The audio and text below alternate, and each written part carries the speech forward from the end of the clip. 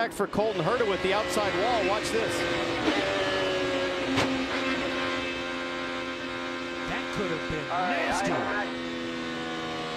Well, even if Colton had made it through there, he still has 3 wide Rahal cars, and I wonder where's the spotter in that situation. I mean, you got to let your guy know that nobody's up to speed yet. Oh my goodness! How did he miss the DPR car? Oh, he had a spin as well. Dear, he's an eventful race or Viso, isn't he? This is where they've really got. Oh! No, you spoke far too early. Elsgood will not can he stop, pull it up? stop. That's a big one. Elsgood goes way off the road. Why? It doesn't work. That doesn't get any closer.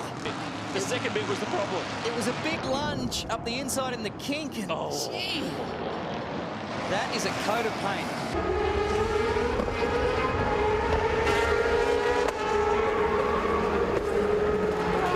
Das wäre Haaresbreite schief gegangen. Spargaro at bay.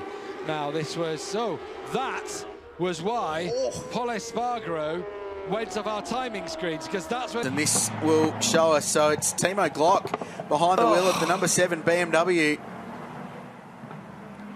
That's nearly a huge incident there. Again, the same part of the mountain. I think our collective silence probably describes what we feel about that. I actually put my hands over my eyes when I was watching the onboards. Timo Glock just no clue at all for where Glock was going to go, and that, I'm sorry, that's poor driving. Now we see Lewis Hamilton lock up the rears, which is the last thing you want. Whoa! Did they touch? No. Nearly. That was an odd one with Lewis, isn't it? Because generally into there you would lock a front. It's not somewhere you would really do it. So obviously the toys he's got on the steering wheel and all the engine brake and recovery, they're just trying to get the car stopped. But that was a close one for Lando Norris.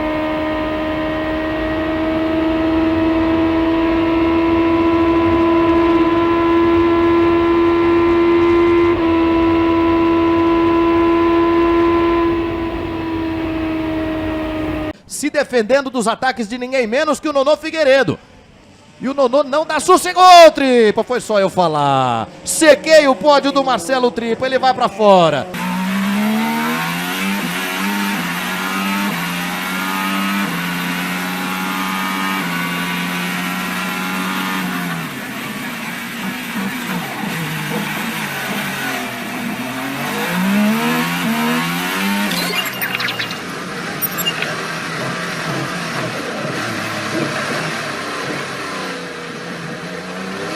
จอดอย่างนี้ติดแล้วครับไป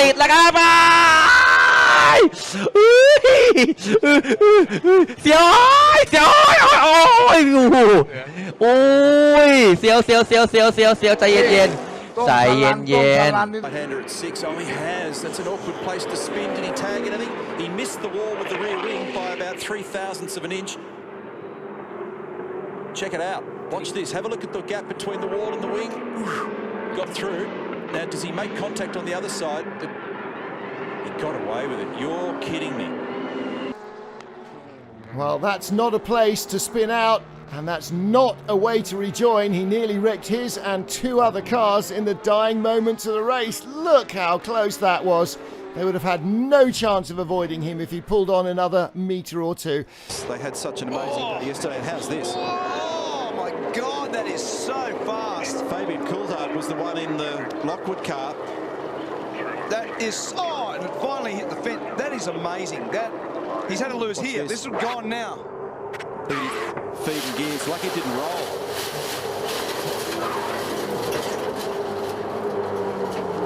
Listen. Oh. Look at that. Just a nanosecond, and that would have been into that car. You see the water on the lens, and here is Skippy making his annual appearance. Gatena. And that was the reason why I heard Garth leap onto the radio. Off you go, mate. It's there. That is not what you expect from a man as experienced as Sebastian Vettel. We saw him last year light the rear tyres up in frustration, but then Lance did the same then to a Toro Rosso. Here Absolutely. we go. And if Lance Stroll's going to dish out that, he might have to take a bit back from Pierre Gasly as well. So there's, that's poor. Stroll did his absolute best to get around the outside of that. So I'm pretty sure Vettel will take a penalty for that. And, well, what goes around comes around. Yeah, I think by the same...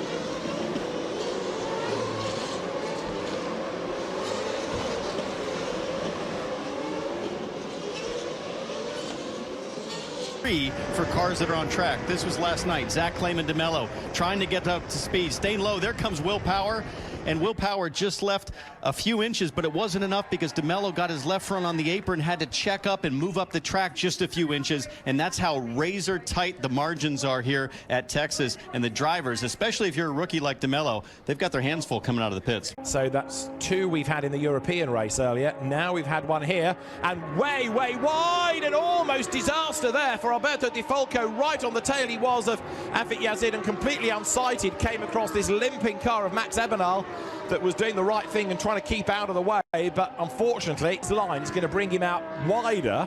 But then, as Di Folco thinks, I need to get back on the track here, he suddenly finds a car virtually at walking pace. This is Afit Yazid's view, so suddenly he thinks, God, that's a slow car. He darts round him, but Di Folco completely unsighted behind, very nearly ploughed into the shot as they tip through turn 1. And a lot of action right here in the first international horseshoe with Benny Solis going down, and yes, that was a bike going in the other direction. Watch this. It is scary, scary stuff. I tell you what, this is something you always kind of think about here at Daytona. It's always possible, but man, that was close. And Paul di Resta, let's have a look. Kvyat goes off. Oh dear. Battling for position. Oh, and he's clipped another car as well. I wonder who that was. That could pick up a puncture as well. What a first lap of a Grand Prix. Some guys going forward. Safety cars being deployed as well, Paul. We can watch on board now. This is the duel as Sainz gets past Danny Kvyat. Kvyat tucks in behind him on the way down to Maggots. Gets alongside. Goes off. He just turned it for me. Okay, Sainz is blaming his teammate.